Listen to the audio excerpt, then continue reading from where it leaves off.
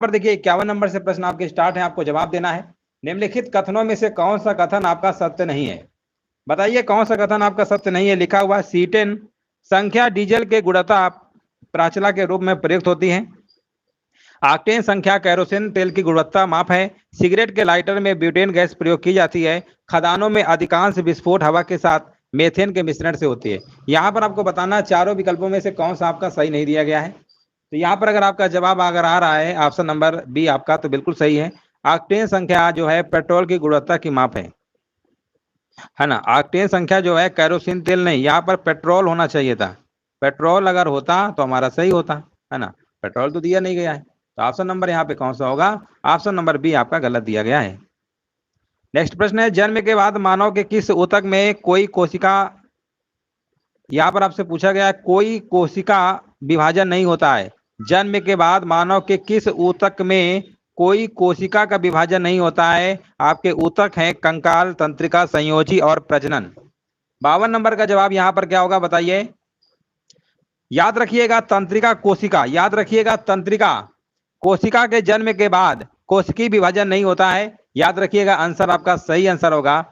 देखिए सबसे ज्यादा कोशिका विभाजन जो सबसे ज्यादा होता है, तेजी से होता है, वो लीवर में होता है ना। यहाँ पर जो लिखा गया किसमें नहीं होता? तंत्रिका कोशिका में आपका नहीं होता है जन्म के बाद। एक बार नष्ट होने के बाद इसे पुनः प्राप्त संभव नहीं होता है, याद रखिएगा। आंसर आपका सही होगा विकल्प नंबर आपका सी नंबर। अगला प्रश्न है, निम्नलिखित में से एक यौगिक को यहां पर आपको बताना है। राइट आंसर क्या होगा 53 नंबर का? हाँ गायमेक्सिन लिखा हुआ है, ये गायमेक्सिन लिखा हुआ है। पूछा गया है आपसे एक यौगिक को गायमेक्सिन कहा जाता है, एक यौगिक को गायमेक्सिन कहा जाता है, बताइए। ट्राई नाइट्रोबेंजीन, ट्राई नाइट्रोटॉल्यूइन, बेंजीन हेक्साब्रोमाइड या बेंजीन हेक्साक्लोराइड, किसे कहते हैं गायमेक्सिन? गायमेक्सिन का रासायनिक नाम क्या होता है? गायमेक्सिन का रासायनिक नाम आपका होता है बेंजीन हेक्साक्लोराइड होता है, याद रखिएगा benzene hexachloride. Benzene hexachloride option जाएगा विकल्प नंबर डी के साथ। नेक्स्ट प्रश्न आपको बताना, निम्नलिखित कथनों पर से कौन सा कथन आपका सत्य असत्य है? कौन सा कथन आपका असत्य है बताना है। 4 विकल्प हैं आपके सामने और आपको जवाब देना है। राइट आंसर क्या होगा? ऑप्शन को पढ़िए। लिखा है प्राकृतिक गैसों में मेथेन, प्रोपेन, ब्यूटेन मुख्य रूप से शामिल है ना। ये तो शामिल है, बिल्कुल सही बात है। बी नंबर लिखा हुआ तरलीकृत पेट्रोलियम गैस जिसे आप एलपीजी कहते हैं। एलपीजी का मुख्य आधार घटक एथेन और मेथेन है। अब देखिए यहाँ पर गलत इन्होंने लिख रखा है। एलपीजी जो होता है उसका मुख्य घटक प्रोपेन और ब्यूटेन का मिश्रण होता है, प्रोपेन और ब्यूटेन। याद रखिएगा एलपीजी का जो होता है एथेन मेथेन लिख रखे हैं, बताओ। यहाँ पर प्रोपेन होना चाहिए था और क्या होना चाहिए था? ब्यूटेन, ठीक है ना, ब्यूटेन। ये आपका अगर होता तो आपका सही हो जाता। ऑप्शन जाएगा विकल्प नंबर बी के साथ, जो कि गलत लिखा हुआ है। बाकी सब आपके सही हैं। नेक्स्ट प्रश्न है आपके स्क्रीन पे है, आपको जवाब देना है। निम्नलिखित कथनों में से कौन सा कथन आपका सही नहीं है? कौन सा कथन आपका सही नहीं है आपको बताना है। लिखा हुआ है डीएपी उर्वरक में जो खाद वगैरह आप देखे होंगे खेतों में डाली जाती है, डीएपी उर्वरक में 18% नाइट्रोजन और 46% फास्फोरस पाई जाती है ना। 55 नंबर में आपको बताना है। ये तो बात सही है, नाइट्रोजन की जो मात्रा होती है कम होती है और फास्फोरस क्या होता है? ज्यादा होता है डीएपी में। ये बात तो इन्होंने बिल्कुल सही लिख रखा है। आगे लिखा है यूरिया में नाइट्रोजन जो होता है एमाइड के रूप में पाया जाता है। ये भी बात इन्होंने सही लिख रखा है। यूरिया में जो नाइट्रोजन होता है किस रूप में पाया जाता है? एमाइड के रूप में पाया जाता है। अमोनियम सल्फाइड का जो प्रयोग है खाद परिरक्षक के रूप में किया जाता है। अब देखिए अमोनियम फास्फाइड आपको नाम से ही पता चल रहा होगा। पहली बात तो ये खाद परिरक्षक के रूप में किया जा सकता है। देखिए अमोनियम फास्फाइड का प्रयोग क्या होता है? कीटनाशक के रूप में किया जाता है। जैसे सल्फास वगैरह होते हैं ना, तो इनको हम करते हैं कीटनाशक के रूप में। यहाँ पर इन्होंने लिखा परिरक्षक के रूप में, नहीं कीटनाशक के रूप में होता है। आंसर जाएगा विकल्प नंबर सी के साथ, यही वाला सही नहीं है, बाकी सब आपका सही है। और यूरिया जो होती है ना, देखो एक यूरिया होती है, डीएपी होती है, खाद आप देखे होंगे। तो डीएपी में नाइट्रोजन की जो उपस्थिति होती है ज्यादा होती है, लगभग मान के चलिए 47% होती है। लेकिन डीएपी में नाइट्रोजन कम होता है और फास्फोरस आपका ज्यादा होता है। स्वचालित वाहनों में प्रदूषण नियंत्रण हेतु प्रयुक्त सीएनजी में मुख्यतः उपस्थित होता है, अभी हमने बताया था। देखो वो आपका एलपीजी था जिसमें प्रोपेन और ब्यूटेन था आपका। 56 नंबर में आपको बताना, तो सीएनजी में क्या होता है, सीएनजी में याद रखिएगा मेथेन होता है। क्या होता है, मेथेन। हाँ मेथेन होता है, कुछ होता है थोड़ा बहुत, मान लो एथेन होगा और थोड़ा बहुत प्रोपेन भी रहता है, लेकिन मोस्टली सबसे ज्यादा आपका मेथेन देखने को मिलेगा सीएनजी गैस में। तो आंसर आपका क्या होगा, ए नंबर सही होगा। निम्नलिखित कथनों में से कौन सा कथन आपका सही नहीं है, 57 नंबर में आपको बताना है। तो देखिए यहाँ पर लिखा हुआ है आपका ऑप्शन नंबर पहला लिखा हुआ है, डीजल इंजन के ईंधन में डीजल की वाष्प और वायु प्रयुक्त होता है। डीजल ईंधन इंजन के ईंधन में डीजल की वाष्प और वायु प्रयुक्त होता है, ये बात तो सही है। गैसों वाल ईंधन गैसोलीन पेट्रोल एवं एथेनॉल का मिश्रण है, ये भी बात सही है। लिखा हुआ है इस्पात पेट्रोलियम परिष्करण का उपोत्पाद है, ये भी सही है। अगला प्रश्न ऑप्शन देखिए, लिखा है बायोगैस संयंत्र में हाइड्रोजनीकरण की प्रक्रिया होती है, जो कि इन्होंने गलत लिख रखा है। बायोगैस संयंत्र में जो आपका होता है ना, ये आपका किण्वन की प्रक्रिया के द्वारा होता है। कौन सा, किण्वन, है ना, उसको हम बोलते हैं फर्मेंटेशन, ठीक है ना, किण्वन की प्रक्रिया के द्वारा होता है, ना कि हाइड्रोजनीकरण के द्वारा होता है। आंसर आपका यही वाला गलत दिया गया है। अगला प्रश्न है, निम्नलिखित कथनों पे बताना है कौन सा कथन आपका सही नहीं है। दिया गया है वर्षा की बूंद की गोलाकार आकृति कारण पृष्ठ तनाव होता है, सरफेस टेंशन की वजह से ही वर्षा की जो बूंदें होती हैं गोलाकार रूप में होती है, कई बार हमने बताया है, ये बात सही इन्होंने लिख रखा है। अगला ऑप्शन देखेंगे, तेल जल के तल पर फैल जाता है क्योंकि तेल जल की अपेक्षा अधिक घना होता है। देखिए तेल के पृष्ठ या तेल का तनाव जो होता है पानी की अपेक्षा कम होता है, तभी तो फैलेगा, कम होगा, अधिक होगा तो कहाँ फैल जाएगा। तो यही वाला इन्होंने गलत लिख रखा है, यहाँ कम होना चाहिए था। अगला प्रश्न बताइए, बाकी सब सही है। साबुन के बुलबुले के अंदर का जो दाब है वो वायुमंडलीय दाब से अधिक होता है, ये भी इन्होंने सही लिख रखा है। बर्फ जमी झील के अंदर मछलियां जीवित रहती है क्योंकि झील की तली पर जल जो होता है जमता ही नहीं है। कास्मिक किरणों के संबंध में निम्नलिखित कथनों पे आपको बताना है कौन सा कथन आपका सही नहीं है। कास्मिक किरणों के बारे में आपको बताना है, पहला आपका है विकल्प है, ये विद्युत चुंबकीय तरंगे होती है। पहली बात तो जो कास्मिक किरणें होती हैं वो विद्युत चुंबकीय तरंगे नहीं होती है ना। बोला गया कौन सही नहीं है, यही वाला आपका सही नहीं है। जो कास्मिक रेज होती है वो विद्युत चुंबकीय तरंगे नहीं होती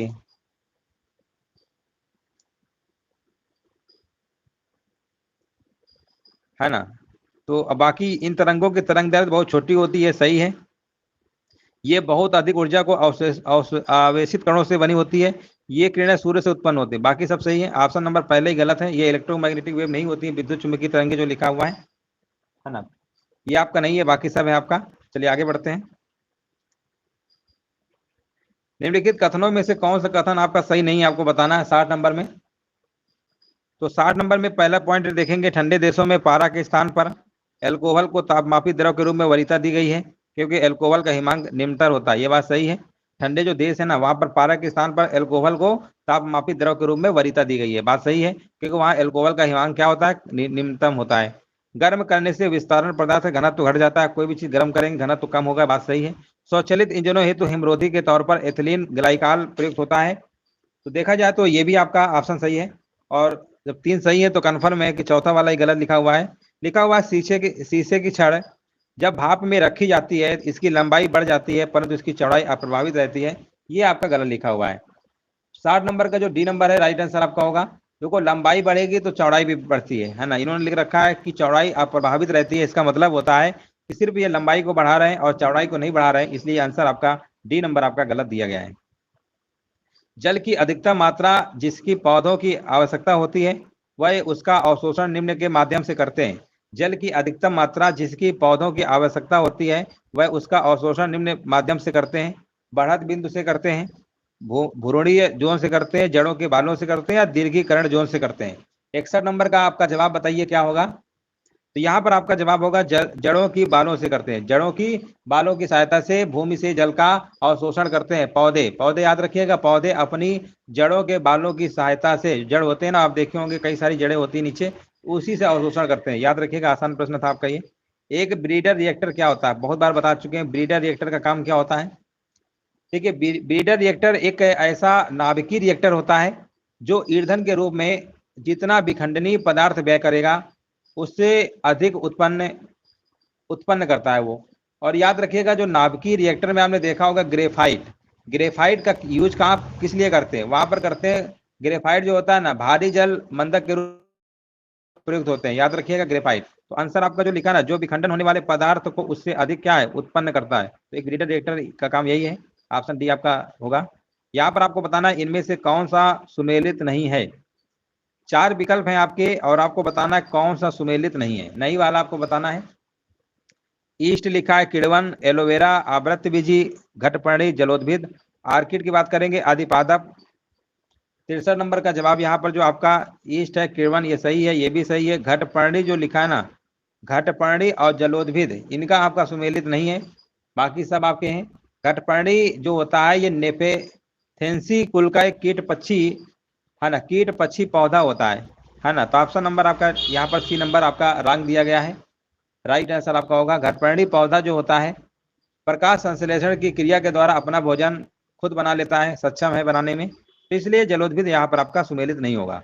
फलों का वह प्रकार जिसमें लीची को रखा जा सकता है, लीची, फलों का वह प्रकार जिसमें लीची को रखा जा सकता है, नट, डूब, एक बीजी बेरी और हेस्पेरिडियम। बताइए हेस्पेरिडियम, बताइए कौन सा आंसर यहाँ पे होना चाहिए। देखिए लीची जो आपका है ना, एक है आपका उष्णकटिबंधीय फल एवं सोप बेरी परिवार का सदस्य है। कौन सा है, सोप बेरी। तो 64 नंबर का यहाँ पर जवाब क्या होगा। लीची जो होता है, लीची एक डूब प्रकार का फल है, ये तो सोप बेरी परिवार का सदस्य है। अगर हम फल की बात करेंगे तो कैसा, डूप प्रकार का, डूप है। हो सकता है लीची तो आप लोगों ने खाया भी होगा, है ना, मार्केट में मिलती है लीची, खाए होंगे सभी लोग, मोस्टली खाई होंगे। लेकिन याद रखिएगा ये डूप प्रकार का फल है, ये आप नाम याद रखिएगा, खाते हैं तो याद रखिएगा, इससे भी प्रश्न आपका बन जाता है। किस प्रकार का फल है ये, डूप प्रकार का फल है। अगला प्रश्न है हमारा, आपको बताना है ब्रिटिश इंडिया यूनिटेरियन एसोसिएशन की स्थापना किसके द्वारा की गई थी। ब्रिटिश इंडिया यूनिटेरियन एसोसिएशन की स्थापना जो है किसके द्वारा की गई थी। ये आपकी की गई थी राजा राम मोहन राय के द्वारा। ऑप्शन नंबर आपका बी नंबर राइट आंसर आपका यहाँ पर होगा। और इसकी जो स्थापना है आपकी 1827 में की गई थी, है ना, 1827 में की गई थी। अच्छा बताइए ब्रह्म समाज की स्थापना किसने की थी, है ना, ब्रह्म समाज की भी स्थापना आपसे पूछा गया है कई बार। ब्रह्म समाज की स्थापना कब की गई थी, किसने किया था और कब की थी, ये आपको कमेंट में बताना है। ब्रह्म समाज की स्थापना कब की गई थी, है ना, ये सॉरी यहाँ पर 1827 है, 1828 में तो आपका ब्रह्म समाज की स्थापना हुई थी ना, इसको यहाँ पर 1827 लिख लीजिएगा, 1 साल पहले हुई थी। ब्रिटिश इंडिया यूनिटेरियन एसोसिएशन, है ना, 1828 में आपकी ब्रह्म समाज की स्थापना हुई थी। उसके 1 साल पहले राजा राम मोहन राय जी ने ब्रिटिश इंडिया आपका स्थापना किया था, ब्रिटिश इंडिया यूनिटेरियन एसोसिएशन की स्थापना आपकी की थी। अगला प्रश्न है, अरविंद घोष के द्वारा लिखित पुस्तकों में निम्नलिखित में से कौन शामिल है, आपको बताना है। अरविंद घोष के द्वारा निम्नलिखित में से कौन शामिल है। अब देखिए पुस्तकें हैं और आपको बताना कौन कौन सी उन्होंने लिखी है। द लाइफ डिवाइन है, सावित्री है, न्यू लैम्पस है, essays on the Gita. 4 option है, इनमें बताना है कौन कौन सी आपकी है।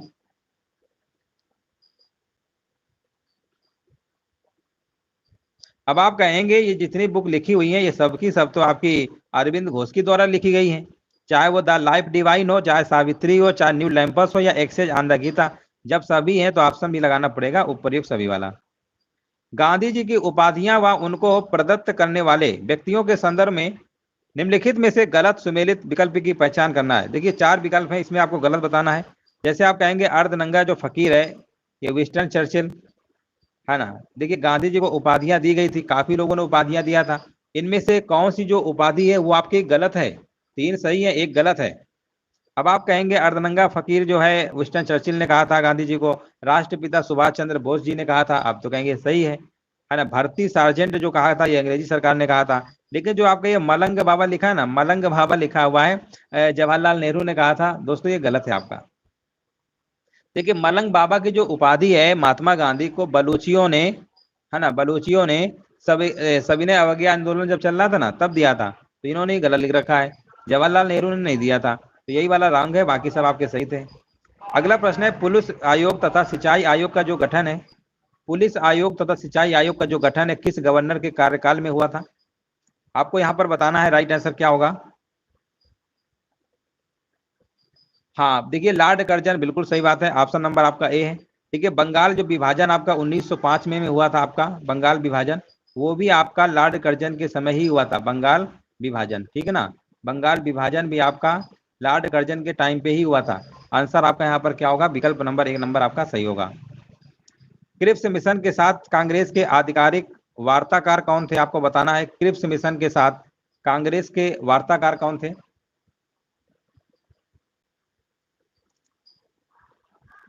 हाँ, ये आपके थे पंडित नेहरू थे और आपके अब्दुल कलाम आजाद, ठीक है ना। अब्दुल कलाम आजाद भी थे आपके और पंडित नेहरू भी थे। ऑप्शन आपका यहाँ पर डी नंबर करेक्ट होगा। देखिए, साइमन कमीशन की कुल सदस्यों की संख्या कितनी थी? देखिए, साइमन कमीशन का बहुत ज्यादा विरोध हुआ था, सभी को पता होगा। साइमन कमीशन जब आए थे तो काफी विरोध हुआ था और इसी वजह से लाला लाजपत राय की जो है मृत्यु हो गई थी लाठीचार्ज में, ये सभी को पता होगा। तो बताइए कुल सदस्यों की संख्या कितनी थी? और सबसे बड़ी बात यह थी कि जो सदस्य इनके थे ना, सारे के सारे अंग्रेज थे, तभी इनका विरोध किया गया था, है ना। एक नारा भी दिया गया था, साइमन कमीशन वापस जाओ, गो बैक का नारा दिया गया था। तो आपको कमेंट करके बताना है कि साइमन कमीशन वापस जाओ इसका नारा जो है कब दिया गया था, ये आपको बताना है, गो बैक का। लेकिन बात रही सदस्यों की संख्या कितनी थी, सदस्य तो आपके कितने थे, ये प्रश्न में पूछा गया और सारे के सारे सदस्य आपके अंग्रेज थे, इसमें कोई भी हिंदुस्तानी सदस्य नहीं था। इसी वजह से इसका विरोध किया गया और इसी विरोध के चलते लाला लाजपत राय की लाठीचार्ज में मृत्यु हो जाती है। बिल्कुल बात सही है, 1928 में आया था, बिल्कुल सही। और सदस्य कितने थे? आपके 7 थे, बिल्कुल सही जवाब है।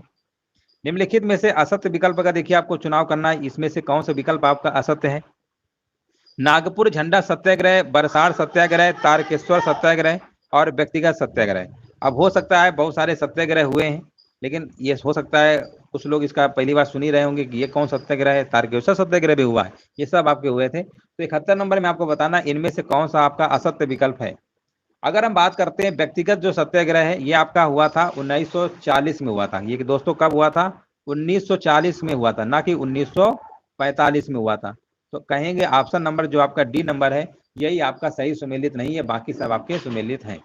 नागपुर झंडा सत्याग्रह 1923, बरसार सत्याग्रह ये भी आपको 1923 में हुआ था और तारकेश्वर सत्याग्रह ये भी आपका 1924 में आपका हुआ था। अगला प्रश्न है, वर्ष 1922 में इंडिपेंडेंट पार्टी निम्नलिखित में से किसके द्वारा बनाई गई थी? ये बनाई गई थी दोस्तों 1922 में। पार्टी का नाम था इंडिपेंडेंट पार्टी। आपसे पूछा गया है किसके द्वारा बनाई गई थी, 4 विकल्प हैं, इनमें से कौन कौन शामिल थे, ये आपको कमेंट में बताना है। देखिए, दोनों के दोनों जो बनाए गए थे ना, दोनों के दोनों के नाम आपके क्या हैं? माँ से शुरू हैं, है ना। माँ से शुरू है तो आप कहेंगे मोतीलाल नेहरू, मोहम्मद अली जिन्ना, ये तो गलत हो जाएगा, ये भी माँ से है। तो याद रखिएगा आपके जो थे ना मदन मोहन मालवीय, ये तो फिक्स है आपका, ये तो आपके बनाए ही थे, है ना, ये तो बनाए ही थे। और साथ में आपके बनाया था मोतीलाल नेहरू, है ना। ये मदन मोहन मालवीय और मोतीलाल नेहरू, ये दोनों नाम याद रखिएगा, दोनों ही आपके क्या थे? ये तो आपके मुस्लिम हो जाएंगे ना, हिंदू हिंदू जो थे उन्होंने ही बनाया था इंडिपेंडेंट पार्टी। तो याद रखिएगा दोनों लोग के नाम माँ से शुरू हैं, मोतीलाल नेहरू और मदन मोहन मालवीय। तो याद रखिएगा, कई बार प्रश्न ऐसे भी पूछा गया है, इंडिपेंडेंट पार्टी की स्थापना किसके द्वारा बनाई गई थी? तो मदन मोहन मालवीय अगर ऑप्शन दिया तो ये वाला मार दीजिएगा, अगर मोतीलाल नेहरू दिया तो ये भी मार दीजिएगा। कई बार सिंगल ही पूछ लेता है। चलो आगे बढ़ते हैं। निम्नलिखित में से कौन काकोरी षड्यंत्र, काकोरी षड्यंत्र से जुड़ा हुआ नहीं था? अब ये काकोरी षड्यंत्र आपको पता है 1925 घटना ही है ना। काकोरी षड्यंत्र बताइए कौन सा नहीं जुड़ा था? तो 73 नंबर में आप कहेंगे राम प्रसाद बिस्मिल भी जुड़े थे, रोशन सिंह भी जुड़े थे, अशफाक उल्ला खां भी जुड़े थे, है ना, ये तो आपके सब जुड़े ही थे। अब आप कहेंगे यहाँ पर जो भगत सिंह लिखा है ना, ये आपके जुड़े नहीं थे। ऑप्शन नंबर आपका यहाँ पर बी नंबर क्या होगा? बिल्कुल करेक्ट आंसर आपका यहाँ पर होगा।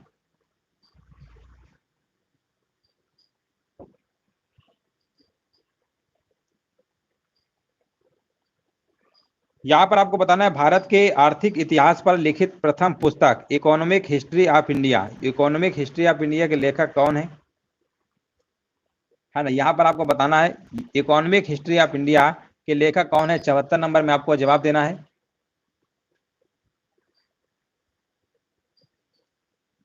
हाँ, अब काकोरी ट्रेन एक्शन नाम हो गया, बिल्कुल सही बात है, अब इसका नाम बदल दिया गया, बिल्कुल सही बताया गया है।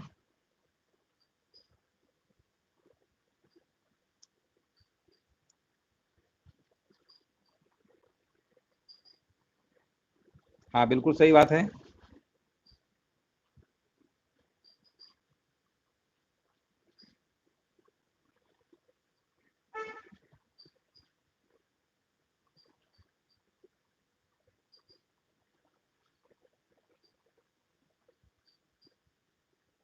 देखिए, आपने नाम सुना होगा poverty and un British rule in India, है ना। Poverty and un British rule in India, ये हमने कई बार बताया भी है। ये बुक जो आपकी थी ये दादा भाई नौरोजी की थी। अब इसमें कंफ्यूजन हो गया होगा, ये लिखा हुआ है इकोनॉमिक हिस्ट्री ऑफ इंडिया, वो थी आपकी poverty and un British rule of India, वो दादा भाई नौरोजी की है, इनको ग्रैंड ओल्ड मैन भी कहते हैं, लेकिन बुक इन्होंने लिखा था poverty and un British rule of India, और यहाँ पर है इकोनॉमिक हिस्ट्री ऑफ इंडिया। तो इसके जो राइटर थे आपके रमेश चंद्र दत्त थे, ऑप्शन नंबर बी होगा। बहुत कंफ्यूजन होता है ना, क्योंकि ऐसी बुक होती है, मोस्टली लगता है कि आप इंडिया उसमें भी था इसमें भी है, तो थोड़ा सा अगर आप ध्यान नहीं देंगे तो फिर गलत हो जाएगा। 74 का आपका बी नंबर बिल्कुल करेक्ट आंसर आपका यहाँ पर है, रमेश चंद्र दत्त। नेक्स्ट प्रश्न है, निम्नलिखित में से किसके द्वारा, है ना, क्योंकि एग्जाम में जब प्रश्न आते हैं तो थोड़ा बहुत तो याद रहता है कि ये वाला है, और मोस्टली वो लोग ऑप्शन भी पहले ही रखते हैं जानबूझ के, और आप समय का एक भी बर्बाद नहीं करेंगे, आपको लगेगा अरे ये 100% सही है और टिक कर देंगे, जब फिर आंसर की आती है तो फिर लगता है ये भी आंसर गलत हो गया, है ना। तो देखिए इसीलिए जीके जीएस का आप मान लीजिए यूपी ट्रिपल एससी में अगर तैयारी करेंगे, कोई भी एग्जाम में बैठेंगे, जीके जीएस का बहुत ज्यादा क्षेत्र है, करंट को हटा दीजिए, बाकी जो स्टैटिक जीके वाला पार्ट है, चाहे हिस्ट्री हो, इकोनॉमिक्स हो, भूगोल वगैरह, कोई भी टॉपिक ले लीजिए साहब, वो आप पकड़ अच्छी बना लीजिए, है ना। वो अगर आपकी पकड़ अच्छी है तो करंट में मान लो थोड़े बहुत भी सही हो गए तो आपका सिलेक्शन 100% हो जाएगा। ये वाले प्रश्न आपके गलत नहीं होने चाहिए। इतिहास अच्छे से पढ़ लीजिए, इतिहास बहुत पूछी जाती है। निम्नलिखित में से किसके द्वारा कांग्रेस सम्मेलनों को शिक्षित भारतीयों के वार्षिक मेले की संज्ञा दी गई है? 75 नंबर में तो यहाँ पे लाला लाजपत राय होगा, अब इनका जो नाम लिया था साइमन कमीशन के टाइम पे, और ये प्रश्न भी आ गया। भारतीय कम्युनिस्ट पार्टी की जो स्थापना है एम एन राय के द्वारा कहाँ की गई थी, आपको बताना है। यहाँ पे राइट आंसर क्या होगा, भारतीय कम्युनिस्ट पार्टी की स्थापना एम.एन. राय के द्वारा कहाँ की गई थी। और एग्जाम में याद रखिएगा, वो जो भी प्रश्न डाउटफुल होगा वो ए नंबर पे ही रखते हैं, जानबूझ के रखते हैं कि आप पहला ही विकल्प को आप पढ़ें और टिक कर दें। जब भी एग्जाम बैठिए प्रैक्टिस इतना कर लीजिए कि अगर लगे भी तो जानबूझ के पहला विकल्प को मत मारिए। हालांकि ऐसा बहुत ज्यादा होता है, लेकिन जरूरी नहीं है कि हर प्रश्न में ऐसा हो, ये भी हम नहीं कहते हैं, लेकिन मोस्टली क्वेश्चन जो बनाते हैं ना वो जानबूझ के ऐसा ऑप्शन रखते हैं। सभी क्वेश्चनों में 100% नहीं, लेकिन मोस्टली रखते हैं अधिकतर। अगला प्रश्न है 76 नंबर, बताइए भारतीय कम्युनिस्ट पार्टी की स्थापना एम.एन. राय के द्वारा कहां पर की गई थी? 76 नंबर, तो ये आपकी की गई थी आपकी, हाँ, ताशकंद में की गई थी, बिल्कुल सही है, ऑप्शन नंबर आपका डी होगा। कब की गई थी? 1920 में इन्होंने स्थापना किया था ताशकंद में।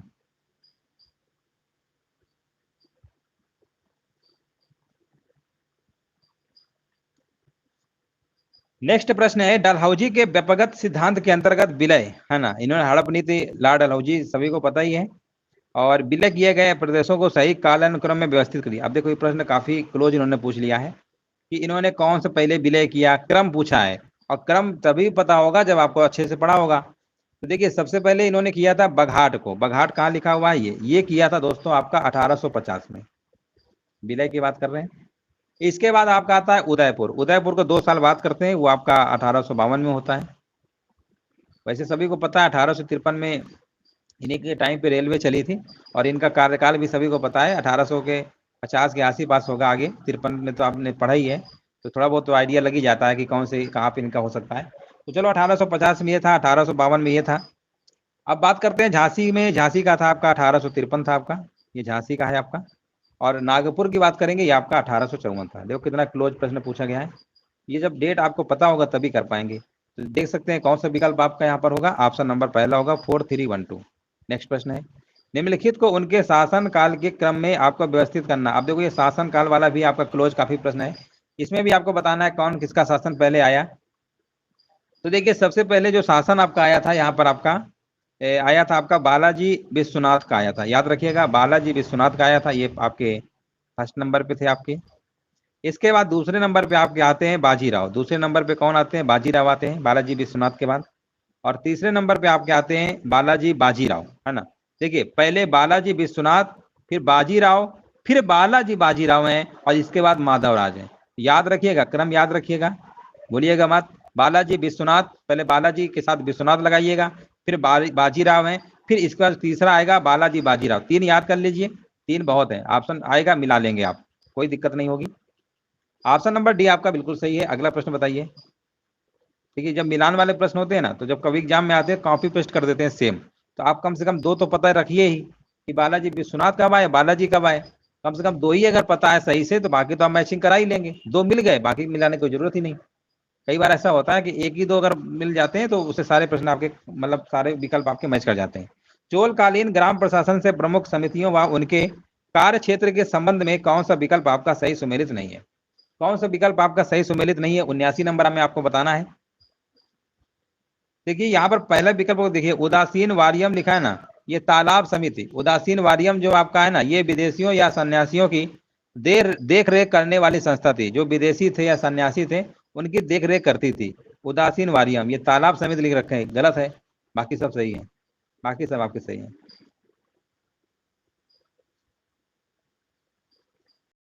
चोल ग्राम सभाओं के संबंध में निम्नलिखित कथनों पर विचार करिए और कूटों की सहायता से विकल्प का चयन करना है।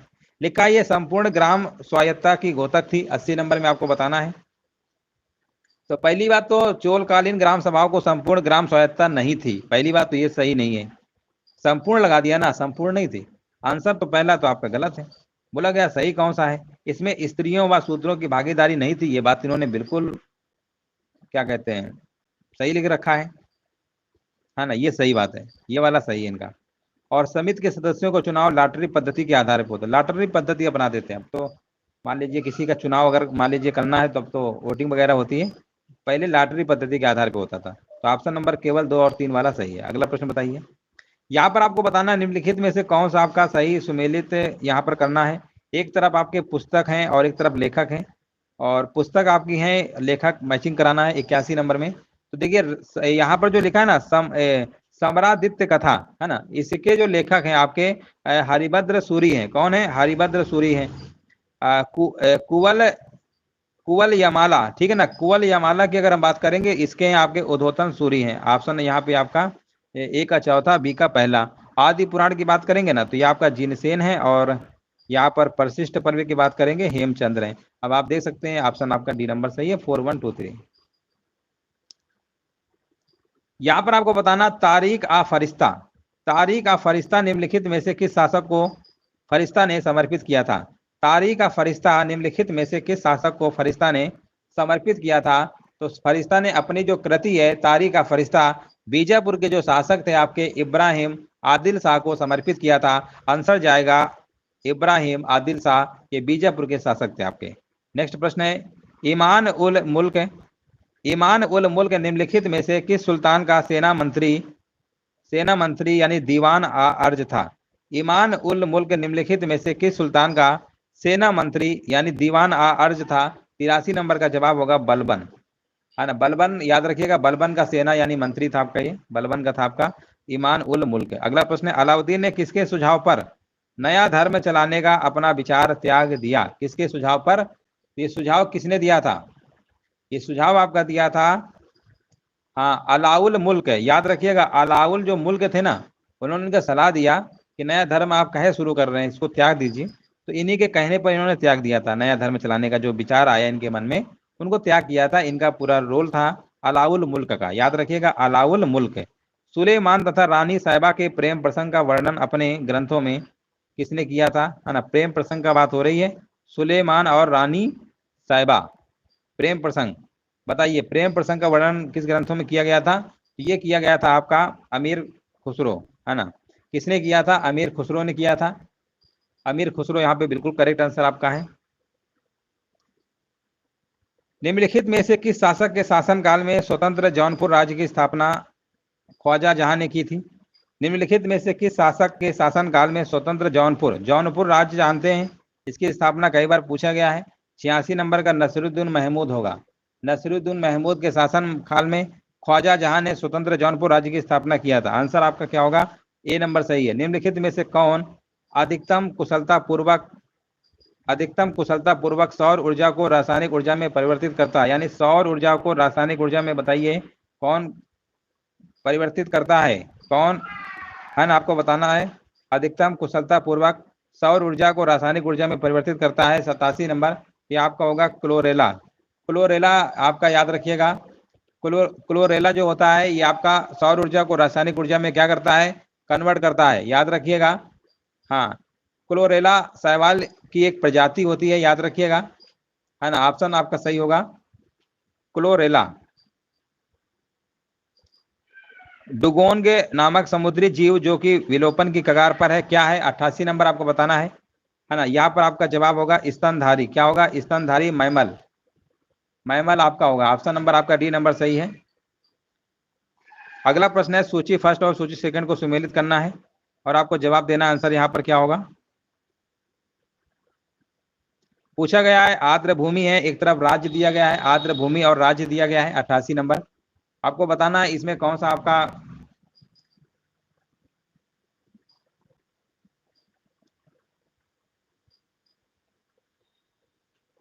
हाँ सुमेलित है। देखिए भितरकनिका जो है ना, ये भितरकनिका जो आर्द्र भूमि है, ये आपका कौन से राज्य में, ये आपकी उड़ीसा में है, ये तो आपका उड़ीसा में है।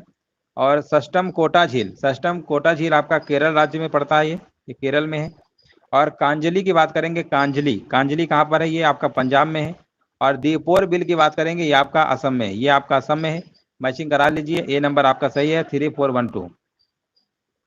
अगला है 2011 की जनगणना के अनुसार शीर्ष जनघनत्व वाला केंद्र शासित प्रदेश बताइए। देखिए केंद्र शासित प्रदेश की बात हो रही है, जनघनत्व की बात हो रही है, दिल्ली आपका होगा। अगर यहीं पे अगर हम आपसे पूछ लें कि बताइए न्यूनतम, हमने आपसे कहा न्यूनतम जनघनत्व वाला, है ना, न्यूनतम जनघनत्व वाला, देखिए न्यूनतम जनघनत्व वाला राज्य आपको बताना है, वाला आपका केंद्र शासित प्रदेश बताना है। कौन सा बताना है, केंद्र शासित प्रदेश। तो देखिए जनघनत्व वाला जो केंद्र शासित प्रदेश न्यूनतम होगा ना, वो आपका होगा अंडमान एंड निकोबार। अंडमान निकोबार आपका क्या है, न्यूनतम आपका जनघनत्व वाला आपका है, याद रखिएगा अंडमान निकोबार आपका न्यूनतम वाला है। अगर हम आपसे कहें कि 2011 के अकॉर्डिंग जनसंख्या के मामले में सबसे बड़ा राज्य कौन सा है, तो उत्तर प्रदेश है। सबसे कम अगर हम बात करेंगे जनसंख्या के मामले में, तो आपका कौन सा है, सिक्किम होगा। अगर हम आपसे कहें कि जन घनत्व के मामले में सबसे बड़ा राज्य कौन सा है, तो बिहार है।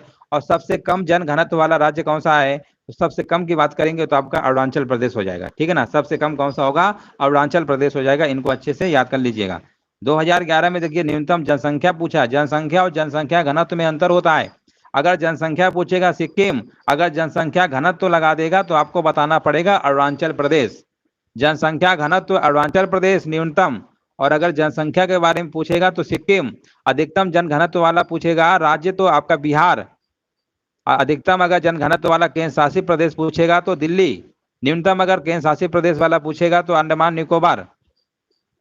अगला प्रश्न बताइए, 2011 की जनगणना के अनुसार शीर्ष ग्रामीण जनसंख्या वाला राज्य कौन सा है, 92 नंबर आपको बताना है। 92 नंबर का जवाब यहाँ पर क्या होगा, तो 92 का आपका हो जाएगा हिमाचल प्रदेश। शीर्ष ग्रामीण जनसंख्या वाला राज्य आपका कौन सा है, यहाँ पर आपका हिमाचल प्रदेश है आपका पहले नंबर पे, फिर बिहार आपका आता है। चलिए ऑप्शन नंबर आपका ए नंबर सही है। अगला प्रश्न है, उत्तर प्रदेश सरकार के द्वारा शुरू किया गया दस्तक अभियान इनमें से किससे संबंधित है, तो दस्तक अभियान आपका जो है ना, ये जापानी एनसेफेलाइटिस का उन्मूलन, ठीक है ना, ये आपका होगा। अगला प्रश्न आपका है, सूची फर्स्ट और सूची सेकंड को सुमेलित करना है और आपको बताना है आंसर यहाँ पर क्या होगा। हाँ बिल्कुल बात सही है। देखिए अप्रैल पार्क आपको बताना है, तो आप कहेंगे 94 नंबर में अप्रैल जो पार्क है ये तो कानपुर में आपका है ना, इससे आपका कानपुर हो जाएगा। बायोटेक्नोलॉजी पार्क की बात करेंगे, उत्तर प्रदेश की राजधानी लखनऊ में, ए का तीसरा, बी का चौथा, ए का तीसरा, बी का चौथा, ए का तीसरा, बी का चौथा, ऑप्शन ए होगा। एग्रो प्रोसेसिंग जोन की बात करेंगे, आपका क्या होगा, सहारनपुर, लखनऊ, वाराणसी, हापुड़ में। लेदर टेक्नोलॉजी पार्क की बात करेंगे ना, तो ये आपका उन्नाव में है। उत्तर प्रदेश का बुलंदशहर जिले में कौन सा स्थान चीनी मिट्टी की चीजों के लिए जाना जाता है, खुर्जा, कई बार बता चुके हैं, 95 का सी होगा। नेक्स्ट प्रश्न है, सूची फर्स्ट और सूची सेकंड को सुमेलित करिए और आपको बताना है आंसर यहाँ पर क्या होगा। चलो यहाँ पर देखिए थोड़ा प्रश्न आपका बड़ा है ना, अब आपको बताना है। लिखा है 84 गुंबद जामा मस्जिद और बौद्ध स्तूप है और कामदगिरी पर्वत, ये आपके उत्तर प्रदेश की ऐतिहासिक इमारत है। आपको स्थान बताना, 84 गुंबद कहाँ पर है, 84 गुंबद आपका जालौन जिला में पड़ता है, जालौन, जालौन आपका यूपी में ही है 84 गुंबद। और अगर हम बात करते हैं जामा मस्जिद की बात करते हैं ना, ये आपका मुरादाबाद में है। बौद्ध स्तूप की बात करेंगे कुशीनगर, कुशीनगर में बताइए, कुशीनगर आपने सुना होगा, ये आपको याद आ गया होगा। गौतम बुद्ध का यहाँ पर क्या हुआ था, गौतम बुद्ध का जन्म तो आपका हुआ था लुम्बिनी में हुआ था, जो कि नेपाल में है। मृत्यु इनकी हुई थी, है ना, गौतम बुद्ध की मृत्यु कहाँ पर हुई थी, कुशीनगर में हुई थी, याद रखिएगा। महावीर स्वामी का जन्म कहाँ पे हुआ था, वैशाली में हुआ था, जो कि बिहार में पड़ता है। अब महावीर स्वामी की मृत्यु कहाँ पर हुई थी, पावापुरी में हुई थी, वो भी बिहारी में पड़ता है। 24वें गुरु आपके थे जैन धर्म के महावीर स्वामी, है ना। ये सब प्रश्न आपके पूछे जाते हैं। बौद्ध धर्म भी आपने पढ़ा होगा। गौतम बुद्ध के बचपन का नाम क्या था, सिद्धार्थ था। गौतम बुद्ध का जन्म कहाँ हुआ था, निरंजना नदी किनारे हुआ था, है ना, ये सब आपके प्रश्न बनते हैं। चलो यहाँ पर मैचिंग करा लीजिए, यहाँ पर आपका सी नंबर होगा 4321। अगला प्रश्न बताइए। एक क्षेत्र के प्रारोहण में समानांतर क्रमबद्ध परिवर्तन को कहा जाता है ना। यहाँ पर आपको बताना, एक क्षेत्र के प्रारोहण में समानांतर क्रमबद्ध परिवर्तन को कहा जाता है। 97 का आपको बताना है, तो 97 का जवाब आपका होगा यहाँ पर बी नंबर, अनुक्रमण। ठीक है ना। चलिए एक प्रश्न आपको और हम दे रहे हैं, कमेंट में बताइएगा। प्रश्न है आपका कि जो चौथी बौद्ध संगीत हुई थी ना, उसके उपाध्यक्ष कौन थे। चौथी बौद्ध संगीत जब आपकी हुई थी कनिष्क के शासन काल में हुई थी, कश्मीर के कुंडलवन में हुई थी, तो आपको उपाध्यक्ष का नाम बताना है, उपाध्यक्ष कौन थे आपके। चलो ये कमेंट में आपको बताना है। अगला प्रश्न बताइए, निम्नलिखित में से किसकी मात्रा अम्ल वर्षा में सबसे अधिक होती है। अम्ल वर्षा में सबसे अधिक होती है, ये किसकी होती है, तो आप कहेंगे हाँ किसकी होती है, तो ये आपकी होती है सल्फ्यूरिक एसिड की होती है। H2SO4 इसका फार्मूला होता है सल्फ्यूरिक एसिड का। सबसे ज्यादा मात्रा अम्ल वर्षा में किसकी होती है, H2SO4 की होती है। किसकी होती है, H2SO4 की होती है ना। हाँ बिल्कुल सही है, अश्वघोष थे, बिल्कुल सही है। वसुमित्र क्या थे, अध्यक्ष थे आपके। अश्वघोष क्या थे, उपाध्यक्ष थे। तो चौथी बौद्ध संगीत वाला प्रश्न पूछा जाता है कई बार, किसके उपाध्यक्ष कौन थे। उपाध्यक्ष आपके थे अश्वघोष, और वसुमित्र आपके क्या थे, अध्यक्ष थे। सही तो भाई, हाँ कनिष्क के टाइम में हुआ था, बिल्कुल सही बात है। अगला प्रश्न बताइए। हाँ पहली सदी में हुआ था, क्या बात है, ये भी देखो बता दिया, बिल्कुल सही है। इसका मतलब अब इससे अगर कोई भी प्रश्न पूछेंगे ना चतुर्थ बौद्ध संगीत से, तो आपसे गलत नहीं होगा। बहुत डीपली पढ़ डाली लग रहा है ना, सब डेट वगैरह याद कर डाली है कि कौन सा कब हुआ था। अच्छी बात है। अगला प्रश्न बताइए, निम्नलिखित कथनों पर आपको विचार करना है 99 नंबर में। और 99 नंबर में आपसे पूछा गया, भारत में रेड पांडा प्राकृतिक रूप से केवल पश्चिमी हिमालय में पाया जाता है। रेड पांडा जो है, हाँ ये तो बात इन्होंने लिखा है, कथनों पर आपको विचार करना है ना। तो कौन कौन से सही है, कौन कौन सही, ये आपका प्राकृतिक रूप से केवल पश्चिमी हिमालय में, ये नहीं होगा, क्योंकि केवल लिखा हुआ है पश्चिमी हिमालय में नहीं पाया जाता, ये गलत है। केवल पश्चिमी हिमालय में नहीं पाया जाता, ठीक है ना, उत्तर पूर्वी में भी है, नेपाल सिक्किम कई जगह पाया जाता है, ये गलत है। पहला तो सरासर गलत लिख रखा है। भारत में इस इसलो लोरिस उत्तर पूर्व के सघन वनों में रहता है, ये सही है। केवल दूसरा वाला, केवल दूसरा वाला दोस्तों आपका सही है, 99 का भी। अगला प्रश्न है आपका, यहाँ पर आपसे पूछा गया है, निम्नलिखित यहाँ पर बताइए, वित्त मंत्रालय के द्वारा जारी विज्ञप्ति के अनुसार किस राज्य ने किसानों की बिजली सब्सिडी अब सीधे बैंक खाते में डालने की शुरुआत की है ना। सब्सिडी जो है अब सीधे बैंक खाते में डाल दी जाएगी। 100 नंबर का जवाब यहाँ पर क्या होगा, तो ये आपका जवाब हो जाएगा, आपका सी नंबर होगा, ये मध्य प्रदेश है ना। मध्य प्रदेश में आपकी ये शुरुआत की गई थी, आपकी वित्त मंत्रालय के द्वारा आपका। तो यहाँ पर आपका मध्य प्रदेश आंसर आपको लगा देना है। तो चलिए दोस्तों, इस तरीके से आपका जो है प्रश्न जो है आपका कंप्लीट हो गया है। और देखिए ये जीके जीएस का काफ़ी इंपॉर्टेंट रोल होता है एग्जाम के लिए, आप देख रहे होंगे। तो इसको बहुत अच्छे से पढ़िए, बहुत सारे प्रश्न आपके यहाँ पर बड़े बड़े भी रहते हैं, आसान भी रहते हैं। यानी हम सभी प्रकार के प्रश्न लेकर आ रहे हैं, चाहे वो बड़ा हो छोटा हो, है ना। क्योंकि कई बार एग्जाम में क्या होता है, जब पेपर हार्ड आ जाता है या अजीब अजीब प्रश्न आते हैं, तो फिर लगता है आपको कि ये प्रश्न कैसे आ गए, कहीं तो पढ़े ही नहीं थे। इसलिए हम हर चीज़ पढ़ाना चाह रहे हैं कि चाहे वो प्रश्न कितना भी टफ हो, है सब एग्जाम का आया हुआ, ऐसा तो नहीं है कि हम अपने मन से क्वेश्चंस ले आए करा दिया। ये सब आपके एग्जाम में पूछा गया है, तो ऐसे प्रश्न आपके आ भी सकते हैं आने वाले एग्जामों में। आप देख ही रहे हैं, लेवल दिन का दिन चेंज कर देते हैं। तो इसलिए इतना ज़्यादा पढ़ के जाइए कि कोई भी क्वेश्चन कितना भी आए, कठिन आए, आप आराम से वहाँ पर कर सकें। उम्मीद है सेशन अच्छा लगा होगा। हाँ बहुत बहुत धन्यवाद आप सभी का। वीडियो को लाइक शेयर कर दीजिएगा। सभी को जय हिंद।